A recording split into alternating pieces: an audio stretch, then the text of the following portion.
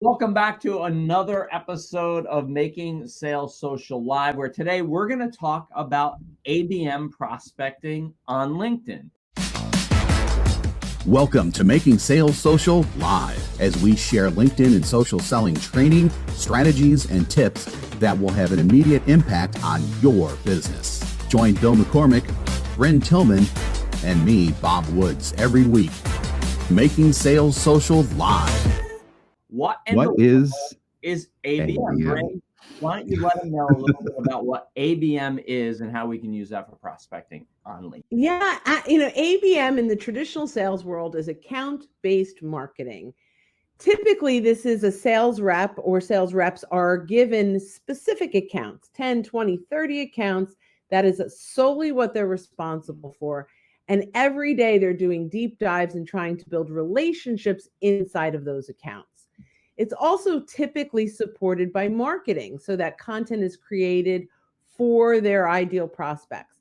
The interesting thing about ABM is a sales rep never has to go to find new accounts. They have, their list, and that's their whole universe. We at Social Sales Link realized that this is a great methodology to dive deep inside accounts, but a lot of companies don't have the width and breadth of marketing and sales coming together to go after kind of whale hunting, right? So we talk about account-centric sales, ACS, which means that as a sales rep or entrepreneur or business owner or anyone that's responsible for business development will build a list of ideal companies, but they're not solely their prospects. They can go beyond that. But they have their top 10 or 20 that they really want to get in front of. And that list is a little bit more flexible. That if, for example, someone in their network gets a new job at a company that they want to be in, you can just add them to your list. There's no set list necessarily. LinkedIn is, in our opinion, the most powerful tool to really optimize whether you are ABM or you are ACS to prospect and to find all the right people. So Bob, talk about how do we use a LinkedIn company page with the ABM or ACS methodology? So right now, no one can see it out there, but I'm looking at a company page right now for a company that's local to me, but yet people will probably have heard of it at some point in time, Lexmark. So I'm on their page, and there's obviously all kinds of information on here about that. One of the couple of the main areas that you're going to want to look at are where it says, I've got Chana and 8 other connections work here. I click on that and I see if they've moved up in the company or that type of thing. And then I can also click on their shared connections to immediately see if there's anyone who is in a position that I want to start building a relationship with, so that we really get the whole ACS process moving. And actually there's several in here that I like. I love that you did like a real time, like, hey, I'm looking at this. So let's kind of bring that together. That's brilliant. We can identify in a company page all of the people that are stakeholders in this account, right? Like Bob was saying, it's so smart. You go in, you identify who are the titles of the people that I want to engage with, and what is my relationship with them. So, in Bob's example, I've got these first degree connections, I've got these second degree connections, and I can build out a little map of how do I identify the pathways into all of those buyers. Yep, exactly. Yeah, I love that. So then you can go, and I'm not going to get too granular, but just to give everybody a real basic idea, there's another link that has total employee count there. You can click into that, and then you could just simply click into all filters, and there is just a treasure trove of filters there in the free LinkedIn account that you could use to really start honing in on at least the titles, especially if you use the title field and keywords, and just go to town from there. I love this. This is actually when I started working with my wife and was looking for new clients for our business. This is how I use LinkedIn. I would identify, I had a certain client profile, who people in marketing, and I would find them and I would add them to a list, and then I would work through that list and use that list for my research. in a social selling sense, when you have that list, now you can start looking for, okay, so Bob is the director of marketing, and that's who I sell to, and I'm not connected to him. But Bryn may be a referral partner, or maybe she works in the company and she's not a decision maker, but I'm connected to her. So you can start looking for these connections. So now Bryn is my pathway in to Bob. So what I can do is ask Bryn, hey, I see you work with Bob.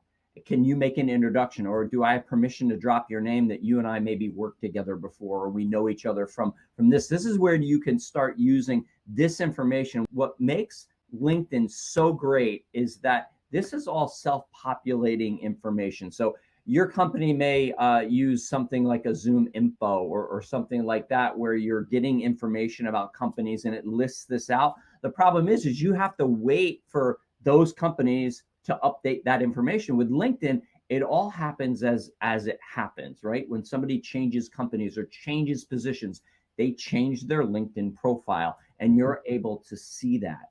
One of the great things you can do is take inventory of your connections within a company and find out, who has someone changed? Have they gotten a promotion, where you can now reach out and start a conversation? You can also take a look at their LinkedIn company page, right? So when you're doing ABM ACS, the LinkedIn company page is gold, and start looking to see what new initiatives are they working on? What awards have they won? What events or webinars are they having that you can help promote? That you can, it's really great if they've won an award for something, to grab that piece of content and share it with people within the organization. Because oftentimes what we find is that people within an organization don't see their own press. And so when you reach out and say, hey, Bob, I noticed that Social Sales Link was awarded the top social selling training company in the world. So, but you can do that. You share that content and people are like, wow. And even if they knew it, even if they saw that, it's like, Bill was thinking of me. And it puts you on their radar. So LinkedIn company pages are great for ABM and ACS.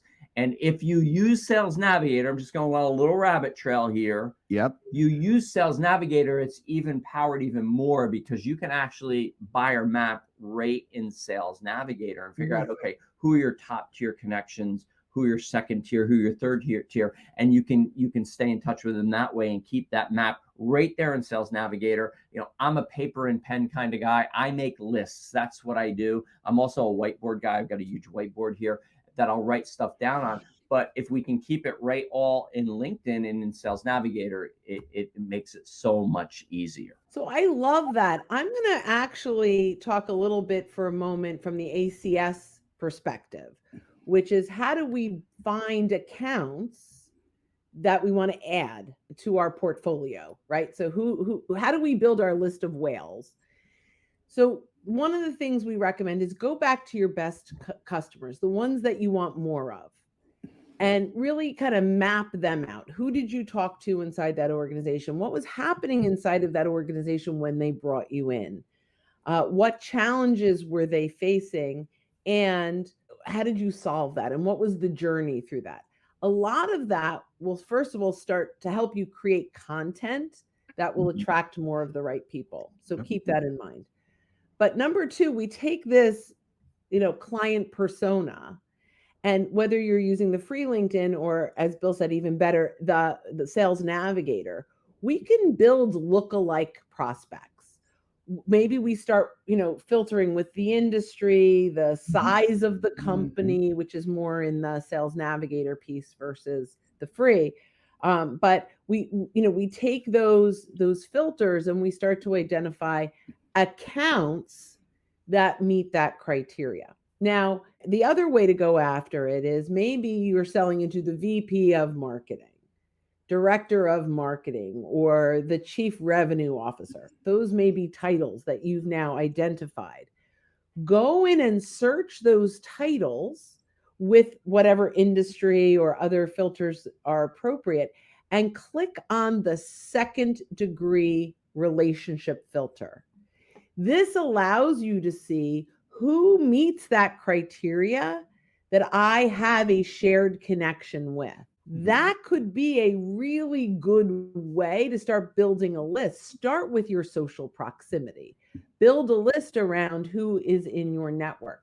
So we've got some folks. So Mark Hunter, one of our favorite sales experts, account-centric selling, love it. Well, we love you, Mark. And we have Rich, our buddy Rich, happy to catch the LinkedIn gurus drop knowledge. Tyler, something super helpful I've been doing is sorting filters in Sales Navigator to focus on team link. We'll explain that in a second. And second degree connections for my account. It's a game changer. So Sales Navigator, when purchased at an enterprise level, allows you to see who in your organization is connected to your ideal prospect, even if you're not connected to them. The bigger the organization, the more powerful this can actually be. So Tyler, thank you for this. It really is powerful because anyone inside of your organization, even if they've never met you, is connected to the growth of your company. And so they're happy to make introductions into their targeted market, into your targeted market when they know them. So super helpful. And Rich, again, indeed, it's powerful to acknowledge when clients or prospects are in the news. Not too many people do that. I scour the business section of the newspaper. I used to do that in the business journals. If you just Google and click on the news tab, Google their name, it's all there. So it's incredible the value that's at our fingertips. So I love that. So we really talked a lot about ABM/ACS, which we've coined ACS. Really believe that more people are going to focus on account-centric selling versus account-based marketing, especially the salespeople that don't have that marketing support. But either way, we have found that it is absolutely essential to socially surround some of these bigger organizations, because it can take, this, depending on your solution, the sales cycle can be long. And you want to make sure that you are on the radar and providing value to all of these stakeholders. And one of the things, and we've talked about this in previous episodes, is when you're looking at a company page, like Bob had talked about, looking and searching and filtering through the employees, it gives you the opportunity to connect with more than one person. Because what we know is, on average, about 20% of the workforce changes jobs in a given year. That number has probably gone up in the current climate undoubtedly that we're in now. And so if you're only connected to your one decision maker, then you're one move away from being just a commodity, to just being just like everyone else. Because no matter what your track record is with that one person that you're connected with, if they go away, you're starting over with everyone else, just like your competition is, who's trying to get in the door. So the more people that you're connected to in looking in an account-centered or account-based marketing way, the more people within that organization that you're connected to, that you've had conversations with, whether they be in person or on the phone or via social, the better chance that they know who you are, they know the value you bring to that organization, how you serve that organization. So when one person leaves, the person who takes their place, whether it's someone that gets promoted, they know you, or if it's somebody that comes in from the outside and says, okay, so who do we use for our XYZ software? Who's that vendor? And they have 6 or 7 people that say, oh, it's Bryn Tillman in Social Sales Link. They're the go-to. You don't want to go anywhere else. And the more buy-in you have from more people, the more secure you'll be. Because one of the things we know, and we teach this, the best chance for change in an organization is when there's a change in the leadership. And so you want to make sure you solidify yourself so that you have more champions and you have more people advocating for you within the organization. So there's not even a thought like we're going to go with someone else. Yeah, I think that is absolutely vital. And we talked about an account-centric sales for a minute, that there could be triggers that create new opportunities. One of them, to Bill's point, is a new, someone has a new position or a new job. So you see in a notification that a stakeholder is now at a new job, and that gives us 2 opportunities. There's some, we're going to follow them into, the new opportunity, because that's a great for change, right? Where they're open to change. They came in to make a difference. So they're open to those conversations. And now there's their old position that will be filled with someone new. Mm-hmm. So those are opportunities to bring in potentially a new account into your account-centric sales list. So I guess we're going to wrap this up with a little bit of a bow, but I would highly recommend that if you are selling a relatively complex sale or long sales cycle, or you sell into big companies, just start building a list of your top 10. You don't have to go with 100, right? Start with your top 10, go deep and wide, socially surround the organization, bring value to the many different stakeholders, and you'll start to see some bigger opportunities pop up over time. Definitely. Thanks once again for watching us and listening to us here. And be sure to tune in next time as we're joining you with Making Sales Social Live. We'll see you next time, everyone. Bye-bye. Hit subscribe now and click the notification bell to get the latest videos from Social Sales Link. Give this video a like and comment down below. Register for free resources at linkedinlibrary.com.